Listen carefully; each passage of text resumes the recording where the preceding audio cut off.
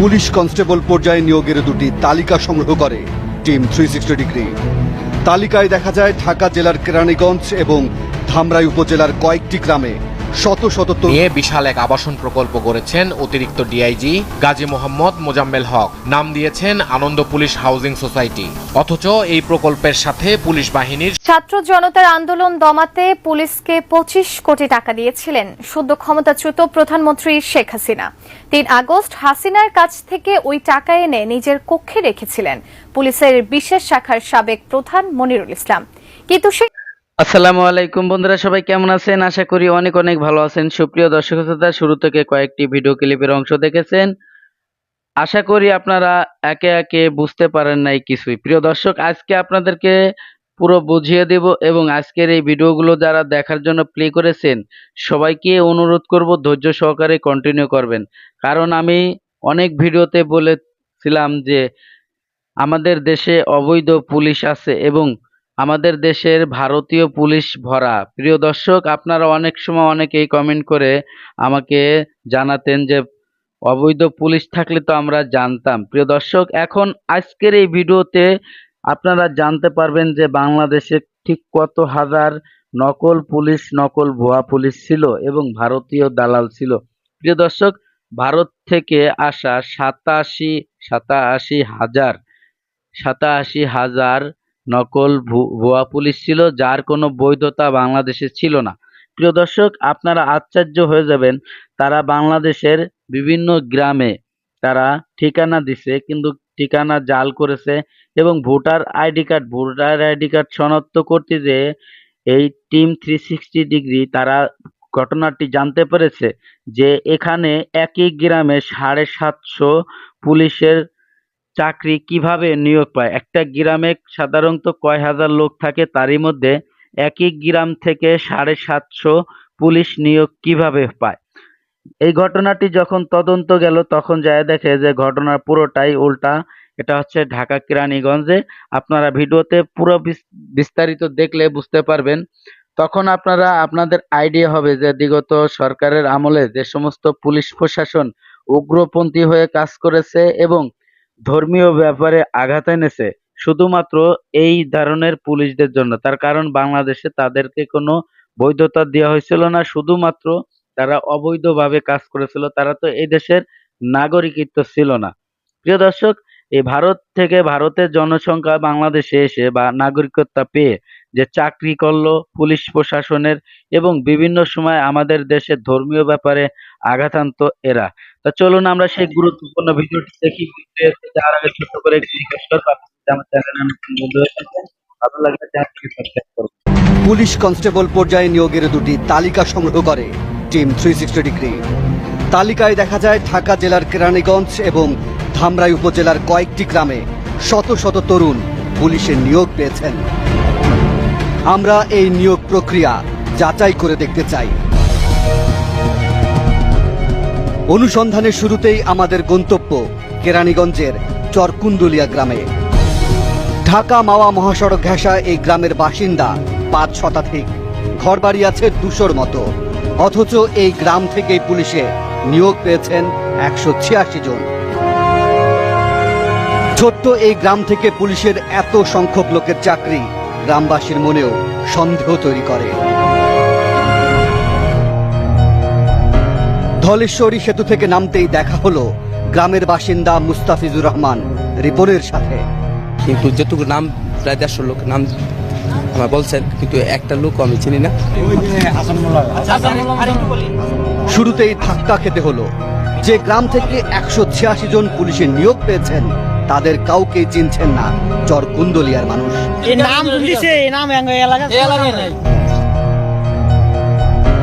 আমরা এই গ্রামে আরো অনেকের সাথে কথা বলতে চাই। হয়তো কেউ না কেউ পুলিশের নিয়োগ পাওয়া তরুণদের চিনতেও পারেন। একটা আপনাদের গ্রামের না? এই গ্রামের 90% লোকই আমাদের ফ্যামিলি, মানে আমাদের বংশের। এরা আমাদের গ্রামের না। অদ্ভুত, এই গ্রামের কেউ নিয়োগ প্রাপ্তদের চিনতেই পারছেন না। এটা হচ্ছে টুকু ফকির। গ্রামের শিক্ষিত ছেলে হিসেবে বেশ পরিচিত মুখ আব্দুর রশিদ। একটি চাকরির জন্য আপ্রাণ চেষ্টা করে যাচ্ছেন। তিনি জানেন না জেলা কোটায় তার পাওনা চাকরিটা কে করছে, কে পাচ্ছে? আমাদের একটা নির্দিষ্ট কোট আছে, আমাদের একটা অধিকার আছে, সেই অধিকার থেকে আমরা বঞ্চিত হয়ে যেতেছি। এবার টিম 360 ডিগ্রি আরো নিশ্চিত হতে চায়, এজন্য দেখতে চায় গ্রামের ভোটার লিস্ট। যেসব পুলিশ সদস্য এই গ্রামের ঠিকানায় চাকরি পেয়েছেন তারা এখানকার ভোটার কিনা তাও একটু খতিয়ে দেখা দরকার। কথা হলো স্থানীয় ইউনিয়ন পরিষদের জনপ্রতিনিধির সাথে। যে লোকগুলা ওনারা নাম দিয়েছে এদের আমি চিনি না, হয়তো কাগজগুলা জালিয়াতি করছে। ইউনিয়ন পরিষদের স্বাক্ষর লাগে, সনদ লাগে, সেই সনদটা কে দেয়? এটা ইউনিয়ন পরিষদ থেকে দেয়, চেয়ারম্যান সাহেব দেয়। যে গ্রামের 186 জন তরুণ পুলিশ সদস্য হিসেবে নিয়োগ পেয়েছেন তাদের কাউকে চিনতে পারছেন না গ্রামবাসী। এটা কি করে সম্ভব? আমাদের অভিজ্ঞতা বলে এ ধরনের সুখবর খুব দ্রুত ছড়িয়ে পড়ার কথা। এদিকে স্থানীয় ইউপি সদস্য যে চেয়ারম্যানকে ঘিরে অভিযোগের আঙুল তুলেছেন সেটাকেও আমলে নিতে হবে অনুসন্ধানের সাথে। আমরা পুলিশের নিয়োগ পাওয়া সবার পরিচয় জানতে চাই। শুরু করা যাক ঢাকার ধামরাই থেকে। ধামরাইয়ের রামদাইর গ্রাম। গ্রামের জনসংখ্যা 500-র মতো, কাঁচা পাকা মিলে ঘরবাড়ি আছে প্রায় 250 শতাধিক। এই ছোট্ট গ্রাম থেকেও 36 জন পুলিশের চাকরি পেয়েছেন। গ্রামে ঢুকে পুলিশ সদস্যদের বাড়িঘর খুঁজতে থাকে টিমের সদস্যরা। আমাদের হাতে থাকা তালিকা ধরে কথা হয় ধামরাই উপজেলার মুক্তিযোদ্ধা কমান্ডার আব্দুর রহমান খানের সাথে। আমি শুনলাম যে এতগুলো ছেলে চাকরি হয়েছে আমার গ্রামের থেকেও না।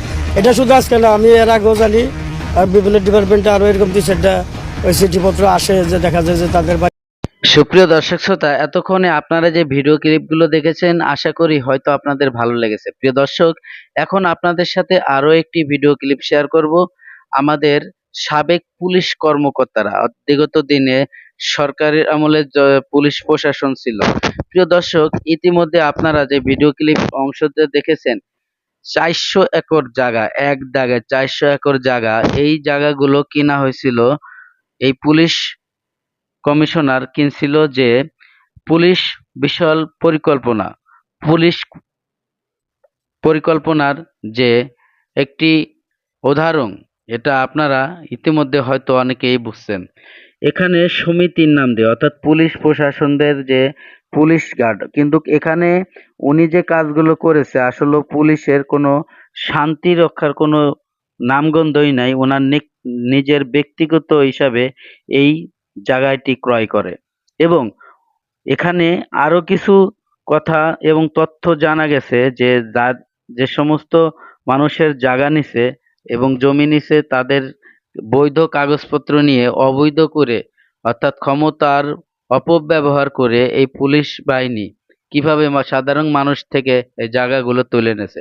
চলুন আমরা সেই গুরুত্বপূর্ণ ভিডিওটি দেখি, তারপরে আপনারা বুঝতে পারবেন যে কি হয়েছিল এই ভিডিওতে। মনের আনন্দে 3000 বিঘা জমি নিজের কবজায় নিয়ে বিশাল এক আবাসন প্রকল্প গড়েছেন অতিরিক্ত ডিআইজি গাজী মোহাম্মদ মোজাম্মেল হক। নাম দিয়েছেন আনন্দ পুলিশ হাউজিং সোসাইটি।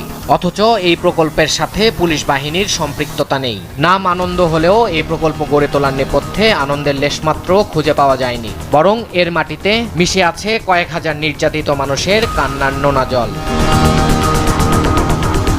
পূর্বাচলের পাশে আনন্দ পুলিশ হাউজিং সোসাইটির এই প্রকল্পের জমি দখল করা হয়েছে স্থানীয়দের জোরপূর্বক উচ্ছেদ করে।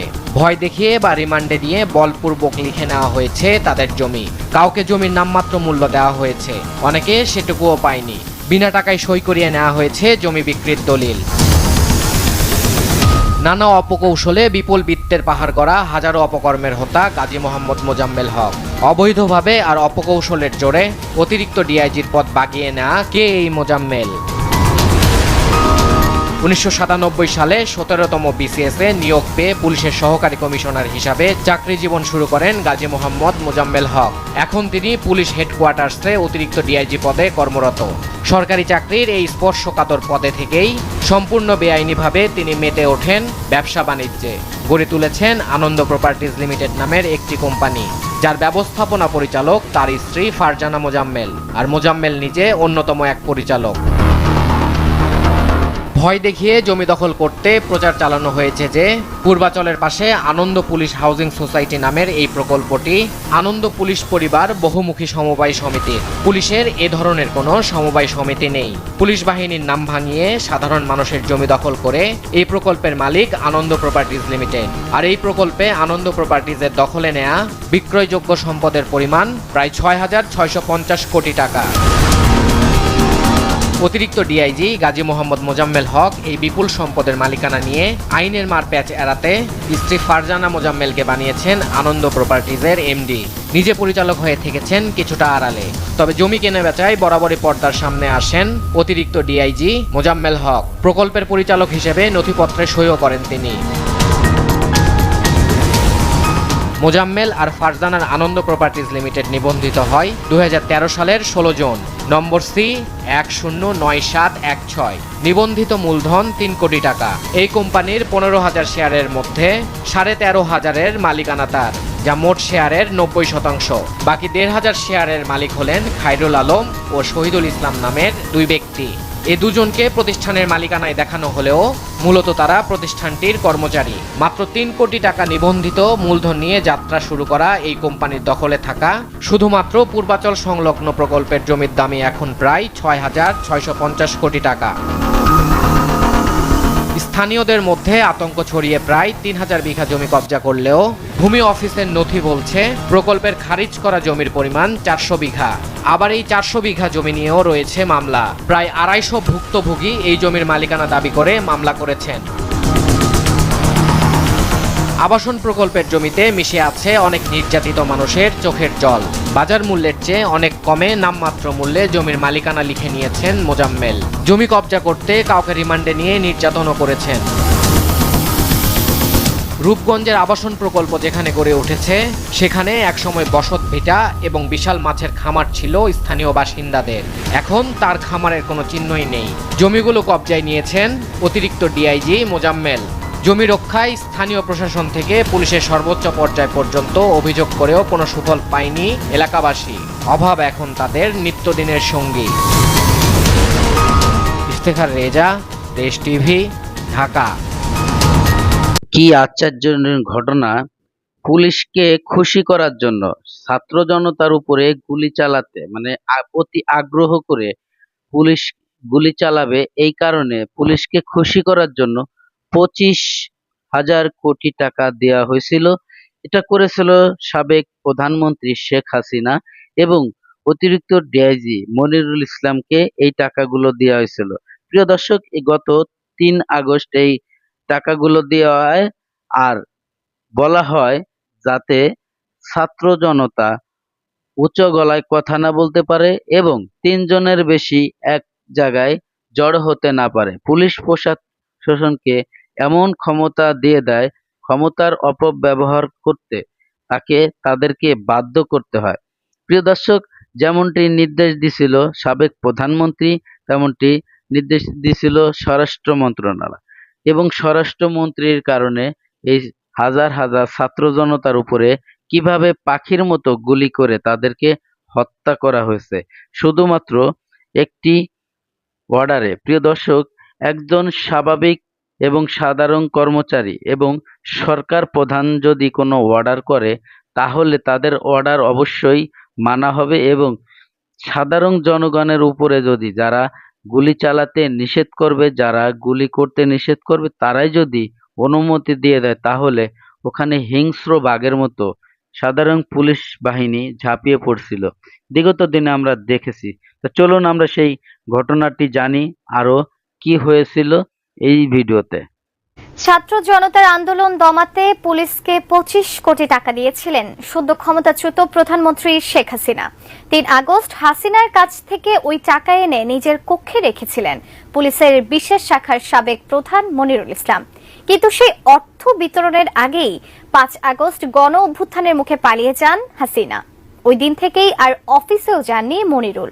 তাই নগদ প্রণোদনার ওই টাকা তার রুমেই থাকার কথা, কিন্তু সম্প্রতি জানা যায় মনিরুলের কক্ষে কোনো টাকা নেই। ফলে প্রশ্ন উঠছে, এত টাকা গেল কোথায়? মনিরুলের কক্ষ থেকে 25 কোটি টাকা গায়েবের রহস্যই বাকি। বিস্তারিত এসআই রাজের রিপোর্টে।